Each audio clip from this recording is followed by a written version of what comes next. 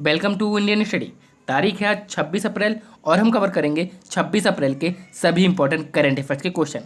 चलिए स्टार्ट करते हैं। उससे पहले यदि आप लोगों ने हमारे चैनल को सब्सक्राइब नहीं किया है तो प्लीज़ जल्दी से सब्सक्राइब कर लीजिए, शेयर कर लीजिए हमारी वीडियो को। और यदि आप लोग पीडीएफ चाहते हो तो पीडीएफ आपको लोग बिल्कुल फ्री में मिल जाएगी, जो कि आपको हमारे टेलीग्राम चैनल जो कि इंडियन स्टडी के नाम से है। और यदि आपको नहीं मिलता है तो आप ये टेलीग्राम की आईडी डाल सकते हो।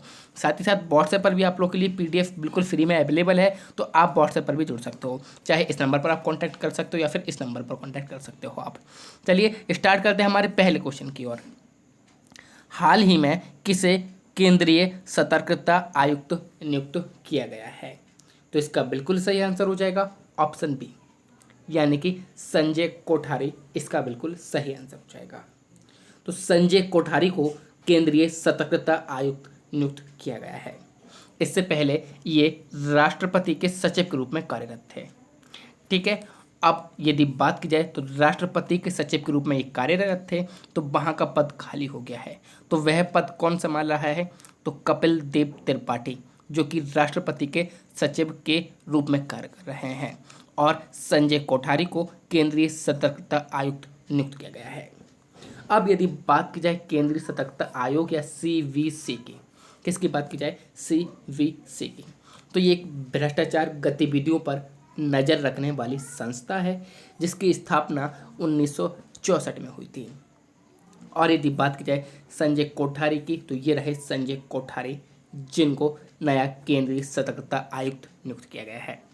चलते हैं केंद्रीय सतर्कता आयोग के बारे में, यानी कि सेंट्रल विजिलेंस कमीशन, शॉर्ट में सीवीसी बोला जाता है। स्थापना 11 फरवरी 1964 में, मुख्यालय नई दिल्ली में, अध्यक्ष संजय कोठारी। नेक्स्ट क्वेश्चन, किस देश ने अपने पहले सैन्य उपग्रह नूर को सफलतापूर्वक ऑर्बिट में पहुंचाया है? इसका बिल्कुल सही आंसर हो जाएगा ऑप्शन ए, यानी कि ईरान इसका बिल्कुल सही आंसर हो जाएगा।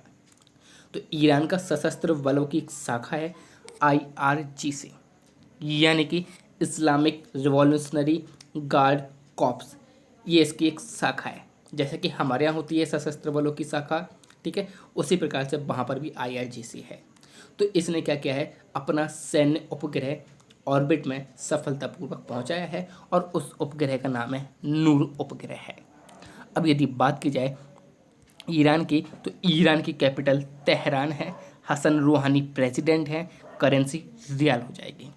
नेक्स्ट क्वेश्चन की ओर चलते हैं। विश्व मलेरिया दिवस कब मनाया गया है? काफ़ी इंपॉर्टेंट क्वेश्चन है ये, आप लोगों को आ सकता है। तो इसका बिल्कुल सही आंसर हो जाएगा ऑप्शन ए, यानी कि 25 अप्रैल इसका बिल्कुल सही आंसर हो जाएगा। अब 25 अप्रैल को विश्व मलेरिया दिवस मनाया जाता है। इसकी थीम क्या रही है? तो थीम मैं आपको बता देता हूँ। Zero malaria start with me, ये इसकी थीम रही है। अब मलेरिया से कुछ इम्पॉर्टेंट क्वेश्चन आपसे जैसे कि पूछे जाते हैं एग्जाम में, कि मलेरिया जो है वो किसके कारण होता है। तो देखिए, पैरासाइट प्लाज्मोडियम फाल्सीपेरम, यानी कि पीएफ के कारण मलेरिया होता है। तो आप बेसिकली प्लाज्मोडियम याद रख सकते हो कि प्लाज्मोडियम के द्वारा मलेरिया होता है। ठीक है, अब यदि बात की जाए तो कुछ और इम्पोर्टेंट मलेरिया के बारे में न्यूज़ है कि WHO ने किन 2 देशों को मलेरिया फ्री कंट्री डिक्लेयर कर दिया है। तो उसमें हमारा अल्जीरिया हो जाएगा एक, और एक हो जाएगा हमारा अर्जेंटीना। तो ये 2 कंट्री हैं जिनको WHO ने क्या कर दिया है? मलेरिया फ्री कर दिया है। ठीक है, चलिए चलते हैं आगे की ओर। ई कार्यालय ऐप किस सुरक्षा बल के द्वारा लॉन्च की गई है? इसका बिल्कुल सही आंसर हो जाएगा ऑप्शन सी, यानी कि CISF इसका बिल्कुल सही आंसर हो जाएगा। तो CISF यानी कि केंद्रीय औद्योगिक सुरक्षा संस्थान के द्वारा ये हमारा क्या किया गया है? ई कार्यालय ऐप विकसित किया गया है।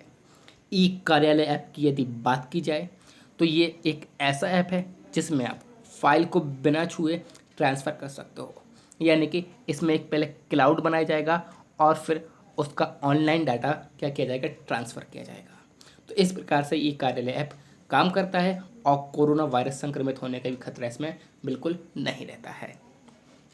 अब यदि बात की जाए CISF यानी कि सेंट्रल इंडस्ट्रियल सिक्योरिटी फोर्स, स्थापना 10 मार्च 1969 में, मुख्यालय नई दिल्ली में, महानिदेशक राजेश रंजन जो कि एक IPS ऑफिसर हैं।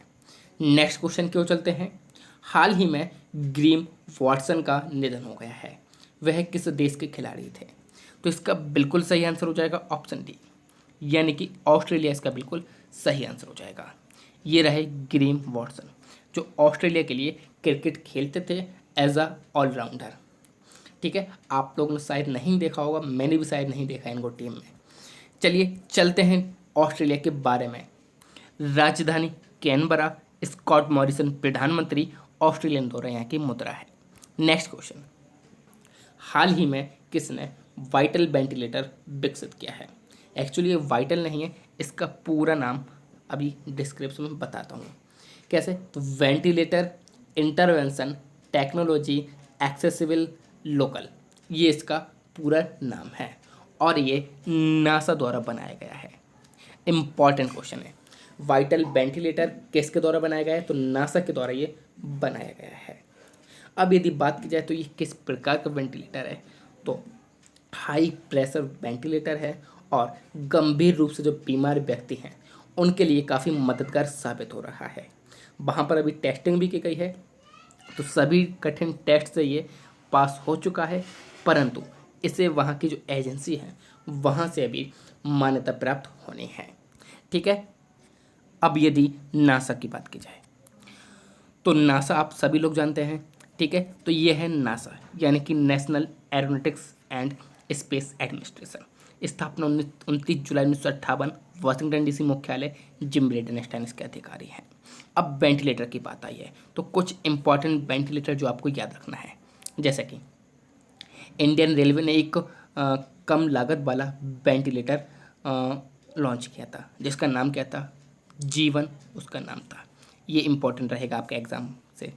ठीक है, IIT रुड़की ने भी एक लो कॉस्ट का क्या किया था? वेंटिलेटर किया था विकसित, जिसका नाम क्या था?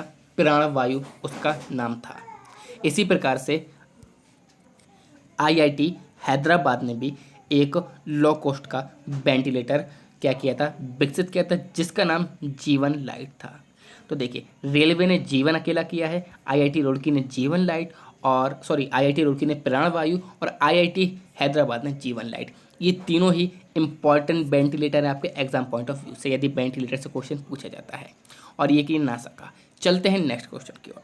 फेसबुक पर दुनिया के सबसे लोकप्रिय नेता बने हैं, इसका बिल्कुल सही आंसर हो जाएगा ऑप्शन सी, यानी कि हमारे देश के प्रधानमंत्री नरेंद्र मोदी, इसका बिल्कुल सही आंसर हो जाएगा। तो BCW यानी कि वर्सन कोहन और वॉल्फ की रिपोर्ट के अनुसार नरेंद्र मोदी 45 मिलियन लाइक के साथ फेसबुक पर पूरे विश्व के सबसे लोकप्रिय नेता बने हुए हैं। अब यदि बात की जाए नरेंद्र मोदी की तो आप सभी लोग जानते होंगे, भाइयों और बहनों, तो सभी लोग जानते होंगे इनको अच्छी तरह। ठीक है, चलिए चलते हैं फेसबुक के बारे में जानते हैं।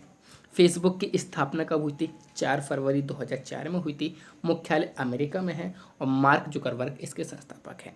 अब यदि नरेंद्र मोदी की बात की जाए तो अभी रिसेंटली एक ही क्वेश्चन आपके इम्पॉर्टेंट निकलता है कि व्हाइट हाउस से फॉलो किए जाने वाले एकमात्र इंसान या एकमात्र व्यक्ति तो कौन है? भारत के प्रधानमंत्री नरेंद्र मोदी। नेक्स्ट क्वेश्चन की ओर चलते हैं। चीन ने अपने पहले मंगल मिशन का नाम क्या रखा है? इसका बिल्कुल सही आंसर हो जाएगा ऑप्शन ए, यानी कि तियानवेन फर्स्ट इसका बिल्कुल सही आंसर हो जाएगा। तो पहला तो नहीं बोल सकते, लेकिन उनका जो आगामी मंगल मिशन है, क्योंकि जो पिछला मंगल मिशन था वो सक्सेस नहीं हो पाया था, तो ये पहला बोल सकते हैं। तो इसका बिल्कुल सही आंसर हो जाएगा ऑप्शन ए, यानी कि तियानवेन फर्स्ट इसका बिल्कुल सही आंसर हो जाएगा। तो 24 अप्रैल को उसकी एजेंसी है चाइना की CNSA, ठीक है, उसके द्वारा घोषणा की गई है कि हम लोग यानी कि चाइना जो है मंगल पर जाएगा। और अब जो भी मंगल के मिशन होंगे वो तियानवेन के ही नाम पर रखे जाएंगे, इसी कारण इसको तियानवेन फर्स्ट नाम दिया गया है। ठीक है, तो जैसा कि हमारे यहाँ इसरो होता है उसी प्रकार से चीन में CNS है, यानी कि चीनी राष्ट्रीय अंतरिक्ष प्रशासन, या फिर बोल सकते हैं चाइना नेशनल स्पेस एडमिनिस्ट्रेशन। ठीक है, अब यदि बात की जाए किसकी, चीन की, तो इसकी राजधानी क्या है, बीजिंग है। सी जिनपिंग यहाँ के राष्ट्रपति हैं, मुद्रा रिमनबी है। नेक्स्ट क्वेश्चन की ओर चलते हैं। ई ग्राम स्वराज एप्लीकेशन और पोर्टल किसने लॉन्च किया है, तो इसका बिल्कुल सही आंसर हो जाएगा ऑप्शन सी, यानी कि नरेंद्र मोदी इसका बिल्कुल सही आंसर हो जाएगा। अब यदि बात की जाए ई ग्राम स्वराज ऐप की, तो ये काम कैसे करता है, मदद कैसे करता है, तो जो ग्राम पंचायत की विकास परियोजनाओं हैं उनको पूरा करने के लिए ये एक सिंगल इंटरफेस प्रदान करेगा।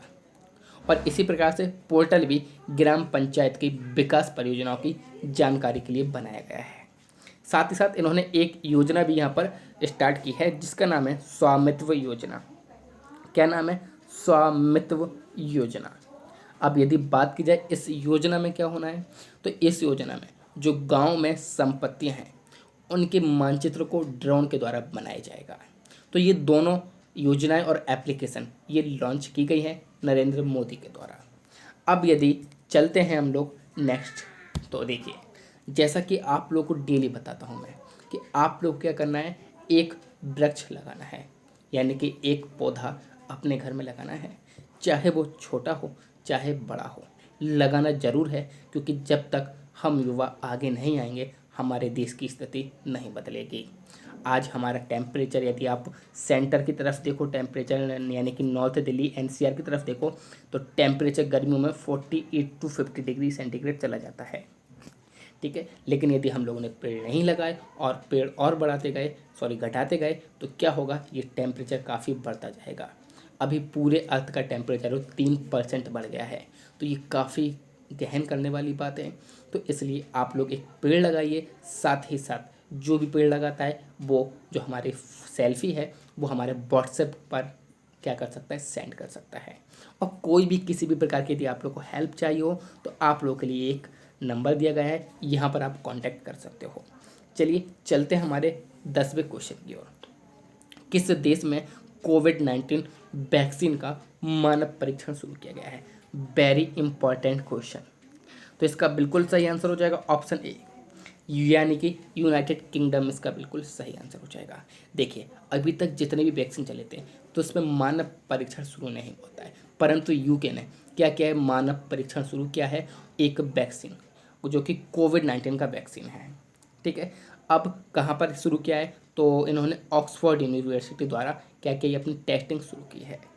और यदि बताता चलूँ आपको तो वैज्ञानिकों के अनुसार ये जो वैक्सीन है उसके चांसेस जो हैं वो 80% चांसेस सक्सेस होने के हैं। और यदि ये सक्सेस हो गई तो पूरा देश इस कोरोना महामारी से निजात पा सकता है। तो आई होप ये जो वैक्सीन है वो सक्सेस हो जाए। अब यदि इस वैक्सीन की बात की जाए तो ये बनाई किससे गई है, तो एक हानि रहित चिंपांजी वायरस है, उसके द्वारा ये वैक्सीन बनाई गई है। अब यदि बात की जाए यूके की, तो इसकी राजधानी लंदन है, बोरिस जॉनसन इसके प्रधानमंत्री हैं, एलिजाबेथ द्वितीय इसकी रानी है, मुद्रा इसकी पाउंड स्टर्लिंग है। चलते हैं कल के प्रश्न की ओर। किस सोशल नेटवर्किंग कंपनी ने रिलायंस जियो की 9.99% हिस्सेदारी खरीदी है, तो सभी लोगों ने बिल्कुल सही आंसर दिया था ऑप्शन सी, यानी कि फेसबुक इसका बिल्कुल सही आंसर था। तो वेरी गुड सभी लोगों को, इसी प्रकार से सभी लोगों को आंसर देना है। चलते हैं आज के प्रश्न की ओर। भारत की पहली मोबाइल लैब किसने लॉन्च की है, तो इसका सही आंसर आपको कमेंट बॉक्स में देना है। साथ ही साथ यदि वीडियो आपको पसंद आती है तो प्लीज़ लाइक करिए, शेयर करिए, सब्सक्राइब करिए इंडियन स्टडी के हिंदी यूट्यूब चैनल को। Thank you all of you. जय हिंद, जय भारत।